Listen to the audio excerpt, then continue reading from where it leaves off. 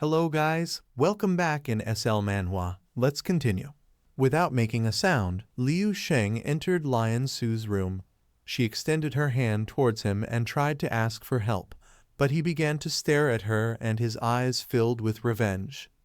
This woman had tried to harm him several times and had even endangered his family, so he had no reason to feel pity. And although this method of assassination was cruel, he had no other option. Lion Su, who was lying on the bed, began to run out of air. Foam started coming out of her mouth, and her eyes filled with tears. She put one hand on her neck while extending the other, desperately trying to ask for help. Our boy started watching her, and upon seeing that she was suffering, he began to smile and mentioned that he wasn't any saint, just an ordinary person with some sense of justice and a bit of resentment. At that moment, a demonic energy appeared behind Liu Sheng. Upon feeling this energy, his eyes filled with fear and confusion. He knew better than anyone that this was not good.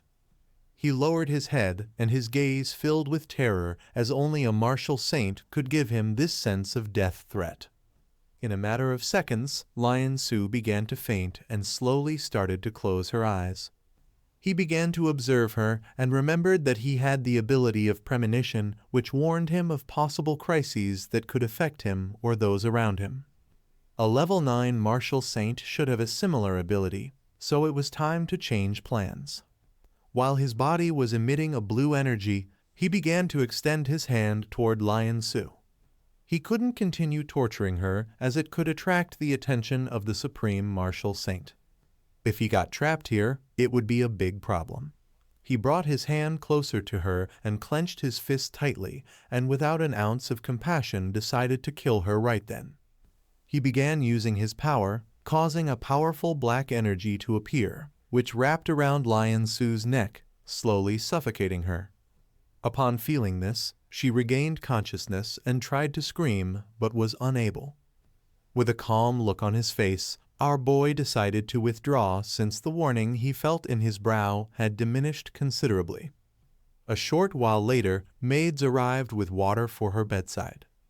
The lead maid whispered for the others to be quiet, and they tiptoed to the door, peeking inside. What they saw made them scream in horror. "Oh no, madam is dead." Meanwhile, across the city in a grand estate, a lively banquet filled the brightly lit manor. Guests flowed in, including several grandmasters.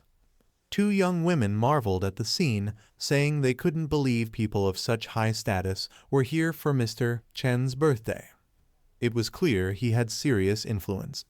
One friend nodded, adding that Mr. Chen was a grandmaster himself, with connections to all kinds of big names, even a couple of friends in the military who were at the 8th level. The young woman's eyes widened in awe. Meeting an 8th level great grandmaster was unheard of for them, and they whispered excitedly about the chance to catch the attention of a big shot tonight. Ling Su lingered alone by the entrance, listening to the chatter around her. She looked at these so-called elites of society, feeling utterly bored by it all. Just then, a man approached her, offering his hand and suggesting she might be feeling overwhelmed because it was her first event like this, assuring her she'd get used to it. He offered to escort her inside. She politely declined, explaining she was waiting for a friend. He didn't take offense, just looked a bit surprised, remarking that he hadn't known she had a friend here in the capital and would love to meet them later. With that, he headed inside, leaving her with a small sigh of relief. Since her arrival at the Chen family estate, they'd all treated her quite well, especially this man Chen Yi, who was technically her cousin and seemed to go out of his way to look out for her. Still, she couldn't shake a nagging feeling. Her thoughts trailed off as a voice behind her interrupted, asking if she thought he was up to no good, perhaps with some ulterior motive. Instinctively, she nodded, saying that's exactly what she'd been thinking. Then, realizing the voice was familiar, she turned around, surprised to see Liu Sheng approaching with a gentle smile. She blinked, taken aback. She hadn't expected him to actually show up. Liu Sheng chuckled, saying he'd promised to come, so of course he'd follow through. Glancing around, he took in their surroundings and thought to himself that it was about 1,000 kilometers from Lion Su's mansion to the Chen family estate, a distance he'd covered in just 5 minutes. Ling Su looked at him, half exasperated, insisting he really didn't need to show up as her backup, and that there was no dramatic, novel-worthy plot unfolding here.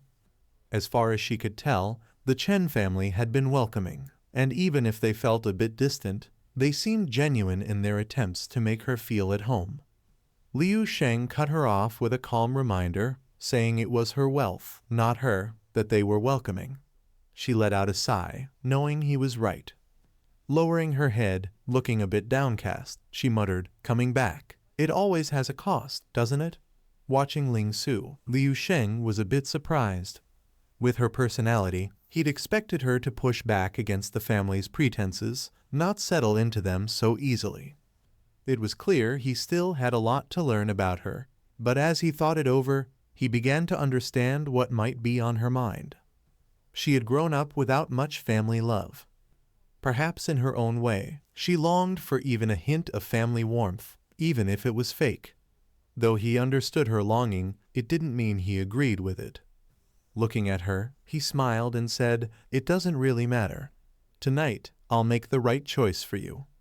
Ling Su blinked in confusion, asking what he meant by that. Liu Sheng didn't answer directly. Instead, he glanced at the people milling around, muttering something about finding an unlucky target. Ling Su stared at him, clueless about his plan for the night. Suddenly, Liu Sheng pointed to someone and asked, "Who's that guy?" He was indicating a young man who had just stepped out of a sleek car, a beautiful woman on each arm. The people around instantly recognized him, bowing and greeting him with deep respect, though he barely noticed. She explained that he was the second son of the Zhu family, a powerful clan on the outskirts of the capital with more influence than her own Chen family. Her opinion of him wasn't high. She dismissed him as nothing more than a rich playboy, adding that his older brother was the one people really knew. Before she could continue, Liu Sheng smirked, pointing out that she just said her Chen family. Ling Su paused, realizing that, unconsciously, she'd already begun to see herself as part of the Chen family. Liu Sheng took her hand gently, smiling at her with a warmth that made her blush. He didn't want her getting tied down by things that would hold her back from becoming stronger, and tonight, he was here to set things right for her. Before she could process his words, Liu Sheng was already striding toward the Zhu family's second son. People crowded around the young man, each eager to introduce themselves, practically begging for a moment of his attention, growing impatient. He told them all to get lost, just as he thought he'd cleared the crowd. He looked up to see a tall, imposing figure blocking his path, a young man with a cool, unflinching gaze.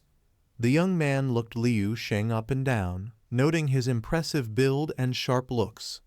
But what struck him most was the pressure radiating from Liu Sheng's aura, which made it hard for him to even breathe.